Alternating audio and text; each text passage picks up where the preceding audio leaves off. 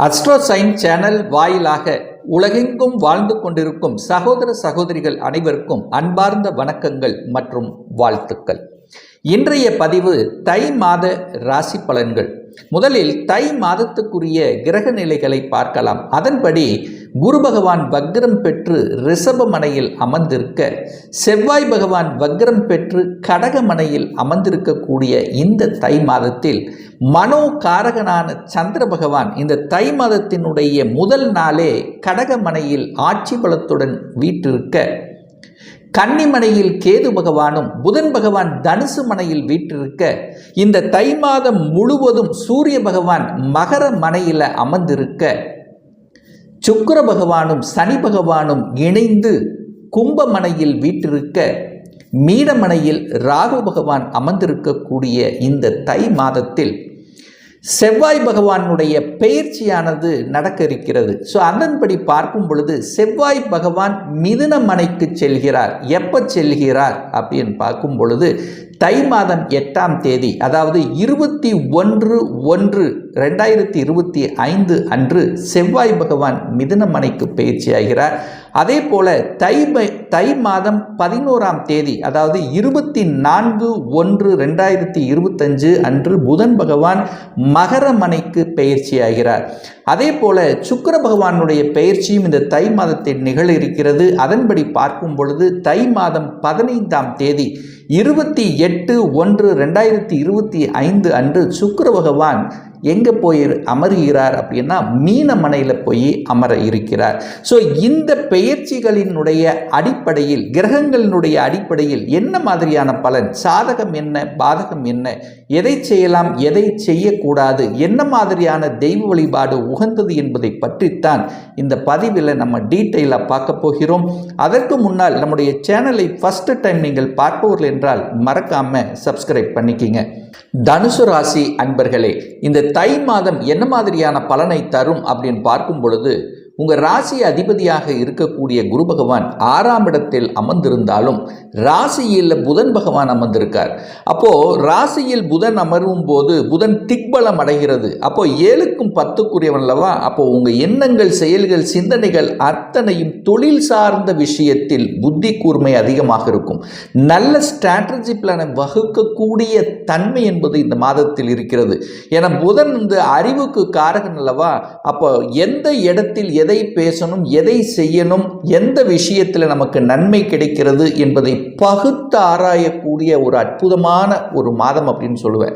அதே சமயத்தில் இந்த மாதத்தினுடைய இறுதியில், அதாவது குறிப்பாக சொல்ல போனால் தை மாதம் 11ஆம் தேதி 24/1/2025 அன்று புதன் பகவான் மகர மனைக்கு செல்கிறார். அப்போ அந்த இடத்தில் சூரிய பகவானும் அமர்ந்திருக்கார். எங்க? குடும்பஸ்தானம், தனஸ்தானத்தில். அப்போ 9, 10ஆம் அதிபதிகள் இணைவு பெற்று புதனும் சூரியனும் இணைந்தால் புதன் ஆதித்ய யோகத்துடன் 9ஆம் அதிபதி 10ஆம் அதிபதி இணைவு பெற்றால் தர்ம கர்மாதிபதி யோகத்துடன் இருக்கக்கூடிய ஒரு அற்புதமான ஒரு காலகட்டம் அப்படின்னு சொல்லுவேன்.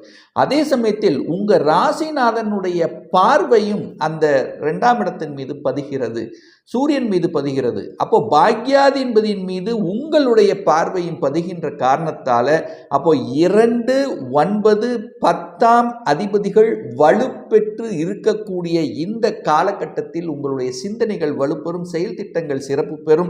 எதையெல்லாம் தடை தடை என்று நினைத்து கொண்டிருக்கிறீர்களோ அந்த தடையெல்லாம் விலகக்கூடிய தன்மை, புத்துணர்ச்சி கிடைக்கக்கூடிய தன்மை, அந்த சூரியன் குரு இணைந்து சிவராஜ யோகமும் கிடைக்கிறது. ஸோ இந்த அமைப்பின் பிரகாரம் பார்க்கும்போது சூரியனை போல இருக்கக்கூடிய தன்மை, சூரியனை போல பேசக்கூடிய தன்மை, திடம், சூரியன் எப்படி ஒரு ஸ்ட்ரெயிட் ஃபார்வர்டாக இருக்கிறதோ ஸோ அதை போலவே உங்களுடைய எண்ணங்கள், செயல்கள், சிந்தனைகள் செயல்படுங்கிறதுல மாற்று கருத்து இல்லை. தர்ம சிந்தனைகள் மேலோங்கக்கூடிய ஒரு காலகட்டமாக இருக்கும். அப்போ தர்ம கர்மாதிபதி யோகம் இருக்கும்போது தொழிலில் மேம்பாடு, தொழிலில் வளர்ச்சி, தொழிலில் அபிவிருத்தி, தொழிலை பெருக்குவது, புதிய கிளைகளை ஆரம்பிப்பது, புதிதாக தொழிலை ஆரம்பிக்கலாம் என்கின்ற எண்ண ஓட்டத்தை கொடுக்கக்கூடிய அமைப்பு. கணவன் மனைவி 2 பேரும் சேர்ந்து இதுவரைக்கும் வேலையில் இருந்தாலும் இனி வேலையை விட்டு ஒரு தொழிலை ஆரம்பிக்கலாம் என்கின்ற எண்ணம், நிலைப்பாடு இருக்கக்கூடிய தன்மை அத்தனையும் சிறப்பு பெறக்கூடிய ஒரு அற்புதமான ஒரு காலகட்டம். பொருளாதார வளர்ச்சி அடையக்கூடிய ஒரு அமைப்புங்கிறது இந்த காலகட்டம் இருக்கு. பொருளாதாரத்தில் வீழ்ச்சி என்பதே கிடையாது. இந்த தனுசு ராசி என்பர்கள் இந்த தை மாதத்தில் பார்த்தீங்கன்னா தொழில் ரீதியில, வேலை ரீதியில, உத்தியோக ரீதியில மாற்றம் சம்பந்தப்பட்ட விஷயத்தில் நல்லவைகள் நடக்கக்கூடிய, நல்ல செய்திகளை கொடுக்கக்கூடிய ஒரு அற்புதமான ஒரு காலகட்டம் அப்படின்னு சொல்லுவேன். ஏன்னா இந்த மாதம் நீங்க பார்க்கும் பொழுது குடும்பஸ்தானத்தில், குடும்பத்தில் இருந்து வந்த பிரச்சனைகளை களைவதற்குண்டான ஒரு காலகட்டம் அப்படின்னு சொல்லுவேன். சொத்து பிரச்சனை, பாக பிரச்சனை என்று சொல்லக்கூடிய சகோதர வகையில் இருக்கக்கூடிய பிணக்குகள் கூட நீங்கக்கூடிய ஒரு காலகட்டம் அப்படின்னு சொல்லுவேன். அதே சமயத்தில் பார்த்தீங்கன்னா பணம் கொடுத்த பணம், அல்லது ஏதாவது பணம் கொடுத்து ஏமாந்தவர்கள் பார்த்தீங்கன்னா இந்த காலகட்டம் மன தைரியத்துடன் செயல்படக்கூடிய, அது கண்டிப்பாக நமக்கு கிடைத்து விடும் என்கின்ற நிலைப்பாடு எடுக்கக்கூடிய, எதையும் சமாளிக்கலாம் என்கின்ற ஆற்றலை கொடுக்கக்கூடிய, உத்வேகத்தை கொடுக்கக்கூடிய அமைப்புங்கிறது இந்த காலகட்டம் இருக்கு. 3ஆம் இடத்தில் சனி அமர்ந்திருப்பது நல்லதுதான். உபஜயஸ்தானத்தில் சனி இருப்பது ஒரு நல்ல அமைப்பு.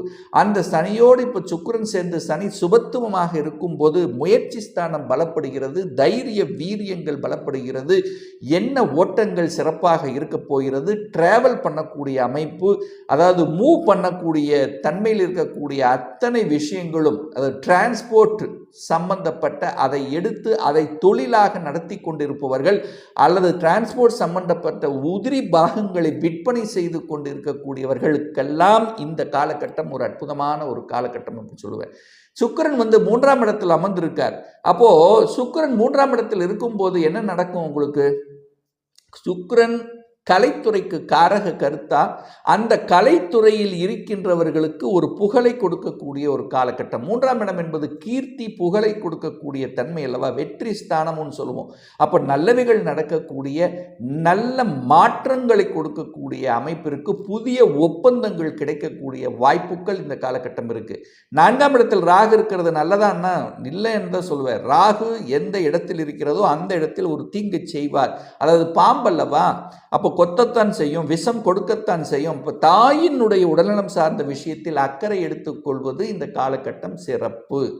அப்போ தாயை நன்றாக பார்த்து கொள்ள வேண்டும் என்பதை ஞாபகத்தில் வைத்துக் கொள்ளுங்கள். ராகுங்கிறது பிரம்மாண்டம், ஆசையை வளர்க்கக்கூடிய ஒரு கிரகம்ங்கிறதுனால பிரம்மாண்டமாக வீடு கட்ட வேண்டும் என்கின்ற எண்ண ஓட்டத்தை கொடுக்கக்கூடிய ஒரு காலகட்டமாக இருக்கும். ஏன்னா 4ஆம் இடத்தில் சுக்கிரன் அமரப்போகிறார். எப்போ? தை மாதம் 15ஆம் தேதி, அதாவது 28/1/2025 அன்று சுக்கிர பகவானுடைய பயிற்சியானது 3ஆம் இடத்திலிருந்து 4ஆம் இடத்துக்கு பயிற்சி ஆகும்போது அந்த இடத்தில் அவர் உச்ச பலத்தோட வலிமையாக இருக்கக்கூடிய ஒரு காலகட்டம். அப்போ சுக்கிரன் ராகு இணையும் போது என்ன, பெரிய வீடு கட்டணும் அப்படிங்கிற ஆசையை கொடுக்கும். சுக்கிரன் வீட்டுக்கு காரக கிரகம் 4ஆம் இடத்திலேயே அமர்கிறார். 4க்குரியவன் 6ஆம் இடத்துல போய் உட்கார்ந்திருக்கார். கடன் கிடைக்கும். கடனை வாங்கி ஒரு வீடை கட்ட வேண்டிய எண்ண ஓட்டத்தை கொடுத்து, அல்லது வீடு வாங்கக்கூடிய ஒரு ஆசையை கொடுக்கக்கூடிய ஒரு காலகட்டம். வண்டி, வாகனங்கள், வீடு, விவசாயம், இந்த மாதிரியாக அசையா சொத்துக்கள் அசையா சொத்துக்கள் வாங்கக்கூடிய கொடுப்பினை என்பது இந்த தை மாதம் நிச்சயமாக இருக்கிறது. 5ஆம் அதிபதி 8ஆம் இடத்தில் இருக்கும்போது சில வழிகளை அனுபவித்திருப்பீர்கள். சனி 5ஆம் இடத்தை பார்த்தாரு. அதே சமயத்தில் 5ஆம் அதிபதி 8ஆம் இடத்தில் அமர்ந்து நீச்சமாக இருக்கும்போது குழந்தையை நினைத்து வருத்தப்பட்டு கொண்டிருக்கக்கூடிய அந்த தனுசு ராசி தாய்மார்கள் அல்லது தனுசு ராசி அன்பர்களுக்கு பார்த்தீங்கன்னா நிச்சயமாக இந்த தை மாதம் 8ஆம் தேதிக்கு அப்புறம் நல்லபடியாக இருக்கக்கூடிய அமைப்பை ஏற்படுத்திவிடும். என செவ்வாய் 8லிருந்து 7ஆம் இடத்துக்கு அப்படியே வக்ரம் பெற்று 7ஆம் இடத்துக்கு போகிறார். அப்போ குழந்தைகளினுடைய ஆசைகள், கனவுகள் நிறைவேற்றக்கூடிய ஒரு காலகட்டமாக அமையும். 6ஆம் இடத்தில் குரு இருக்கும்போது நிச்சயமாக கடன் கிடைக்கும். கடன் கிடைக்காதுன்னு சொல்ல மாட்டேன், கடன் கிடைக்கும். ஏன்னா நீங்களே 6ஆம் இடத்துல போய் உட்கார்ந்துருக்கீங்களா, கடனை தேடி போவீர்கள், கடன் கிடைக்கும். கடனை வாங்கி டெவலப் பண்ணுவது, கடனை அடைப்பது, கடன் சார்ந்த விஷயத்தில் உங்கள் எண்ண ஓட்டங்களை கொடுக்கக்கூடிய ஒரு காலகட்டமாக நிச்சயமாக அமையும். எதிர்ப்பாளர்களை இனங்கண்டு கொண்டு அதற்கு தகுந்த மாதிரி செயல் திட்டம் தீட்டி வெற்றியடையக்கூடிய ஒரு காலகட்டமாக அமையும். புதன் பகவான் 7ஆம் இடத்திலிருந்து, அதாவது 7ஆம் அதிபதியாக இருக்கக்கூடிய புதன் பகவான் தன் வீட்டை தானே பார்க்கக்கூடிய நிகழ்வு இருக்கிறதுனால திருமணம் சார்ந்த சுப காரியங்களை முன்னெடுத்து செய்வதற்கான, இதுவரைக்கு திருமணமே வேண்டாம் இனி பின்னாடி பண்ணிக்கலாம் அப்படின்னு இருக்கக்கூடிய தனுசு ராசி என்பவர்களுக்கு கூட இப்போ திருமணம் செய்து கொள்ளலாம் என்கின்ற எண்ண ஓட்டத்தை கொடுக்கக்கூடிய ஒரு காலகட்டமாக அமையும். ஏன் சொல்கிறேன் அப்படின்னா, பாக்யாதிபதியோடு புதன் இணைந்து குருவினுடைய பார்வையில் பெற்றிருக்கக்கூடிய புதன் சுபத்துவமாக இருக்கின்ற காரணத்தால் நல்லபடியாக நடக்கக்கூடிய திருமண வாய்ப்புகள், ஏற்கனவே திருமணமாகி சில பிரச்சனைகளை சந்தித்து கொண்டிருக்கக்கூடிய தனுசு ராசி அன்பர்களுக்கு திருமண வாழ்வில் மகிழ்ச்சியும் சந்தோஷத்தை கொடுக்கக்கூடிய அமைப்பு இருக்கிறது. ஏற்கனவே பிரிந்தவர்கள் ஒன்று கூடுவதற்கான வாய்ப்புகள், சந்தர்ப்பங்கள் இந்த காலகட்டம் இருக்கு. தந்தைகள் நன்றாக இருக்க போகிறது, தந்தையின் நலன் நல்லா இருக்க போகிறது. தந்தை வர்க்கம் சார்ந்த விஷயத்திலிருந்து வந்த பிரச்சனைகள் களையக்கூடிய ஒரு நல்ல மாதம். தை பிறந்தால் வழி பிறக்கும் அப்படின்னு சொல்லுவாங்களே, ஸோ அந்த அமைக்கு ஒரு நல்ல வழி பிறக்க போகிறது. தொழிலை ஆரம்பிக்கலாம், தொழில் செய்யக்கூடிய எண்ண ஓட்டங்களை கொடுக்கக்கூடிய அமைப்பு, வெளிநாட்டுக்கு சென்று வரக்கூடிய பாக்கியம் இந்த காலகட்டம் உங்களுக்கு சிறப்பாக இருக்கும். ஏன்னா வெளிநாட்டுக்கு காரக கிரகம் என்று சொல்லக்கூடிய ராகு பகவான் 4ஆம் இடத்தில் அமர்ந்து கொண்டும் அந்த குருவினுடைய பார்வை 12ஆம் இடம் என்று சொல்லக்கூடிய வெளிநாட்டு ஸ்தானத்தின் மீது பதிகின்ற காரணத்தால் வெளிநாட்டு அமைப்பு என்பது பிரகாசமாக இருக்கிறது. அப்போ வெளிநாட்டுக்கு போயிட்டு வரக்கூடிய அமைப்பு அல்லது வெளிநாட்டு தொடர்புள்ள ஒரு தன்மைகள் உங்களுக்கு நிச்சயமாக அமையப்பெறும். ஏற்கனவே வெளிநாட்டில் இருக்கிறவர்கள் ஒரு செட்டில் ஆகக்கூடிய வாய்ப்புகள், சந்தர்ப்பங்கள் இந்த காலகட்டம் சிறப்பாக இருக்கிறது. 11ஆம் அதிபதி இந்த தை மாதத்தில் உச்ச பலத்தோட வலிமையாக இருக்கக்கூடிய இந்த காலகட்டத்தில் லாபங்கள் பெருகும், மன மகிழ்ச்சி கிடைக்கக்கூடிய தன்மை இந்த தை மாதம் நிச்சயமாக இந்த தனுசு ராசி என்பவர்களுக்கு அமையப் பெறுவீர்கள். ஒரு நல்ல தெய்வ வழிபாடு அப்படின்னு என்று எடுத்துக்கொண்டால், வருகின்ற தை மாதம் 22 பிப்ரவரி 4 செவ்வாய்க்கிழமை என்று சூரிய பகவானுடைய ஜெயந்தி பிறந்த நாள் வருகிறது. சூரியன் என்பது இந்த தனுசு ராசி அன்பர்களுக்கு யோகத்தை தரக்கூடிய, பாக்கியத்தை தரக்கூடிய இவர் தான் அந்த சூரிய பகவான். அந்த சூரிய பகவான் இப்போ குடும்பஸ்தானத்தில் குருவின் பார்வையோடு அற்புதமாக அமர்ந்திருக்கு.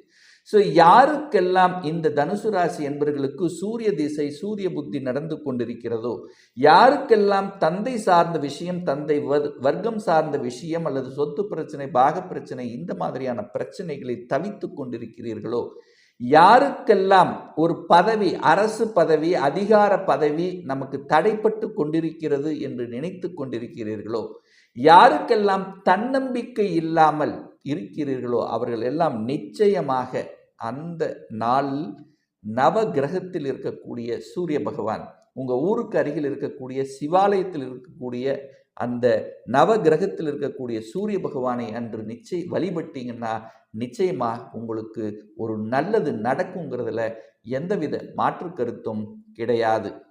இப்போ நான் சொன்னது கோச்சார ரீதியான இந்த தை மாதத்துக்குரிய ஒரு பொதுவான பலன்கள்.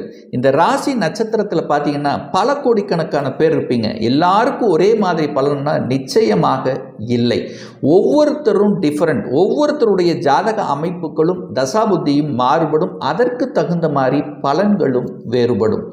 ஒரு துல்லிய பலன் வேணும் அப்படின்னா உங்கள் ஜாதகத்தில் கிரகங்கள் எப்படி இருக்கு, என்ன ஆதிபத்தியம் பெற்றிருக்கு, எந்த டிகிரியில் இருக்கா, கோச்சாரம் எப்படி இருக்கு, நடப்பு தசா புத்தி அந்தரம் சூட்சமம் வாயிலாக நீங்கள் கேட்கக்கூடிய எந்த கேள்வியாக இருந்தாலும் இந்த 2025 சொந்த தொழில் செய்வதற்கான விதி கொடுப்பினை நம்முடைய ஜாதகத்தில் இருக்கா, அப்படி இருக்கக்கூடிய பட்சத்தில் எப்போ நம்ம சொந்த தொழிலை ஆரம்பிக்கலாம், என்ன கோர்ஸ் எடுத்து படித்தால் நமக்கு வெற்றி கிடைக்கும், எப்போ நமக்கு ப்ரமோஷன் கிடைக்கும், இதுவரைக்கும் திருமணம் அமையவில்லை, எப்போதான் நமக்கு திருமணம் நடக்கும், எப்போ நமக்கு வீடு கட்டக்கூடிய யோகம் இருக்கிறது, எப்போ நமக்கு குழந்தை பாக்கியம் கிடைக்கும், இது போன்ற கேள்விகளுக்கு துல்லியமான பதிலை நம்மால் கூற முடியும்.